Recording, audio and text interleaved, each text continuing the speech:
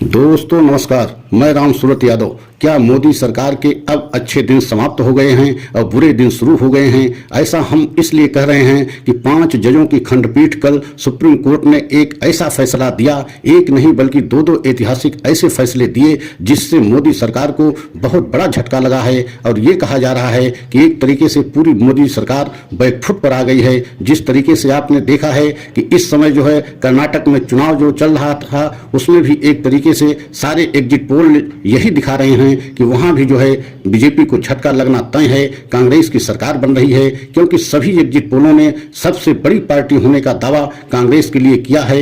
ये अलग बात है कि कुछ एग्जिट पोल जो है सबसे बड़ी पार्टी होने का दावा किया है लेकिन सरकार बनाने का दावा नहीं किया है। लेकिन यह सभी एग्जिट पोलों ने किया है कि सबसे बड़ी कांग्रेस पार्टी जो है कर्नाटक में उभर रही है और ज्यादातर एग्जिट पोलों का कहना है कि कांग्रेस वहां सरकार बना रही है। मतलब एक तरीके से चुनावी रण में भी इस समय बीजेपी कांग्रेस से पिछड़ रही है। और इसी बीच में जो है कल जो है ऐतिहासिक दो फैसले जो है सुप्रीम कोर्ट ने ऐसा किया जिससे मोदी सरकार को बहुत बड़ा झटका लगा।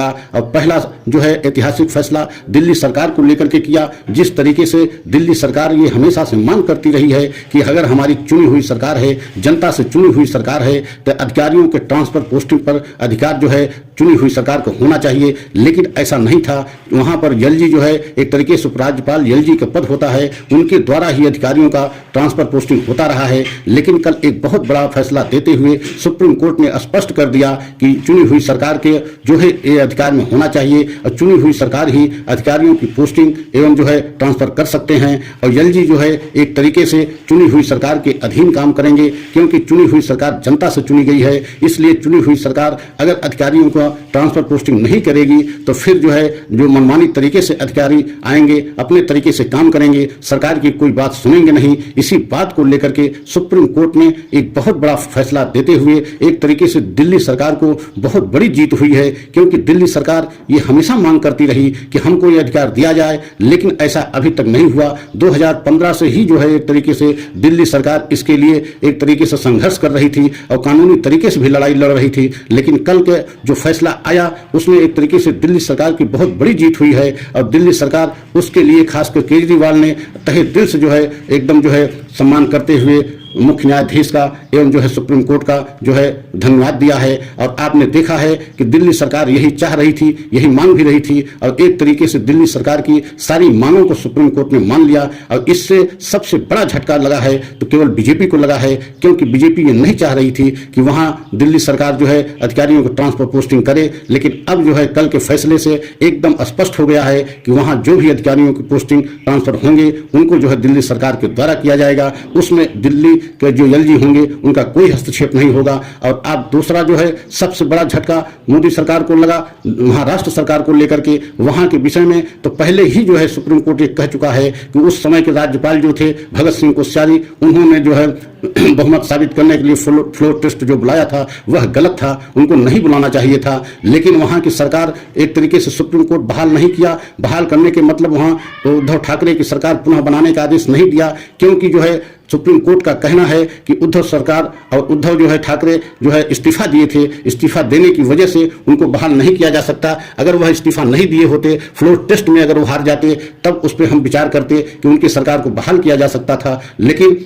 क्योंकि इस्तीफा दे दिया, इस्तीफा देने के बाद फ्लोर टेस्ट में जाने से पहले जो है उद्धव ठाकरे ने इस्तीफा दे दिया, इसलिए वहां की सरकार महाराष्ट्र की सरकार को सुप्रीम कोर्ट बहाल तो नहीं किया, लेकिन स्पष्ट तौर से एक तरीके से बीजेपी को बहुत बड़ा झटका दिया। क्योंकि एकनाथ शिंदे की तरफ से जो 16 विधायकों को लेकर अयोग्यता का मामला था उसको सुप्रीम कोर्ट मान लिया और एक तरीके से एकनाथ शिंदे को बहुत बड़ा झटका लगा। अगर उस समय फ्लोर टेस्ट न बुलाया गया होता तो उद्धव ठाकरे की सरकार किसी कीमत पर न गिरती और न उद्धव ठाकरे जो है इस्तीफा देते। लेकिन आप सोच सकते हैं इन दो फैसलों से, खास करके कहते हैं दिल्ली सरकार को लेकर के एवं महाराष्ट्र के सरकार को लेकर के, जिस तरीके से 5 जजों की खंडपीठ ने सुप्रीम कोर्ट से यह फैसला दिया है, खासकर डी.वाई. चंद्रचूड़ की अध्यक्षता में दोनों फैसले आए हैं, बहुत ऐतिहासिक फैसले आए हैं। और इसमें सबसे ज्यादा अगर नुकसान एवं झटका लगा है तो वह बीजेपी सरकार को लगा है, खासकर मोदी जी को लगा है, अमित शाह जी को लगा है। क्योंकि अमित शाह को अब जो है एक तरीके से जो उनको चाणक्य कहा जाता रहा कि बीजेपी के चाणक्य हैं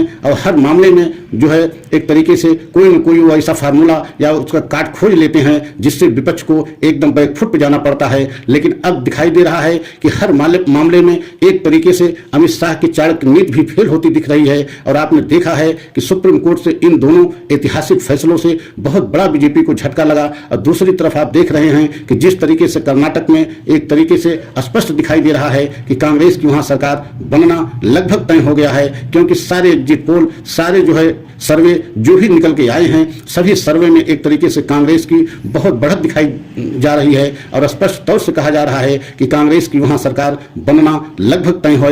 तो आप सोच सकते हैं कि अगर कर्नाटक में मोदी जी चुनाव हारे या बीजेपी की सरकार वहां से गई तो यह भी एक बहुत बड़ा झटका होगा, क्योंकि अगर कर्नाटक चुनाव बीजेपी हारती है तो यहीं से एक तरीके से 2024 की उल्टी गिनती शुरू हो जाएगी, क्योंकि इसके बाद अभी 2023 में कई प्रदेशों में चुनाव होने हैं, राजस्थान में होने हैं, छत्तीसगढ़ में होने हैं, मध्य प्रदेश में होने हैं, हरियाणा में होने हैं, मतलब 4-5 प्रदेशों में इसी वर्ष चुनाव होने हैं। अगर क्या कहते हैं कर्नाटक बीजेपी हारती है तो यह मान लिया जाएगा कि आने वाले जो 4-5 प्रदेशों में चुनाव होने हैं वहां भी बीजेपी के लिए बहुत बड़ी मुश्किल हो जाएगी। और इसके बाद 2024 में लोकसभा का चुनाव एक तरीके से फाइनल होगा जिसमें प्रधानमंत्री का चयन होता है, तो उसके लिए भी बीजेपी की एक तरीके से यही कर्नाटक से उल्टी गिनती शुरू हो जाएगी। ऐसा हम इसलिए कह रहे हैं कि अगर कर्नाटक चुनाव बीजेपी हारती है तो यह मान लिया जाएगा कि कांग्रेस की लोकप्रियता एवं राहुल गांधी की लोकप्रियता पूरे देश की जनता धीरे धीरे अब स्वीकार कर रही है। और यही वजह है कि कर्नाटक में एक तरीके से बीजेपी को बहुत बड़ा झटका लगने जा रहा है और आने वाले समय में इसका असर बहुत दूरगामी होगा, क्योंकि आने वाले समय में कई प्रदेशों में जिस तरीके से चुनाव होने हैं, उसके बाद लोकसभा में का चुनाव 2024 को होना है, उसको देखते हुए ये माना जा रहा है कि कर्नाटक अगर हाथ से बीजेपी के गया तो यहीं से बीजेपी के लिए एकदम मुश्किल की घड़ी शुरू हो जाएगी। और आने वाले समय तक जिस तरीके से इस समय जो है पूरा विपक्ष एक साथ दिखाई दे रहा है, खासकर नीतीश जी एकदम जो है पूरे विपक्ष के नेताओं को एक मंच पर लाने के लिए संघर्ष कर रहे हैं। और उनका कहना है कि पीएम कैंडिडेट महत्वपूर्ण नहीं है, पीएम चेहरा महत्वपूर्ण नहीं है, एक मंच पे सबको आना और बीजेपी को हराना महत्वपूर्ण है। तो इससे आप सोच सकते हैं विपक्ष के सभी नेता इस बात को स्वीकार करने के लिए लगभग तैयार हो गए हैं कि पहले जो है सभी विपक्ष की पार्टियां एक मंच पे आएं और एक साथ चुनाव लड़ करके पहले बीजेपी को सत्ता से बाहर करें, उसके बाद पीएम किसको बनाना है ये सब जो है मिल करके बैठ करके आम सहमति से जो है उस पर विचार कर लिया जाएगा। और यही वजह है कि पूरे देश के सभी विपक्ष के नेता इस समय लगभग नीतीश के मंच पे आने के लिए तैयार हैं। और नीतीश को यह जिम्मेदारी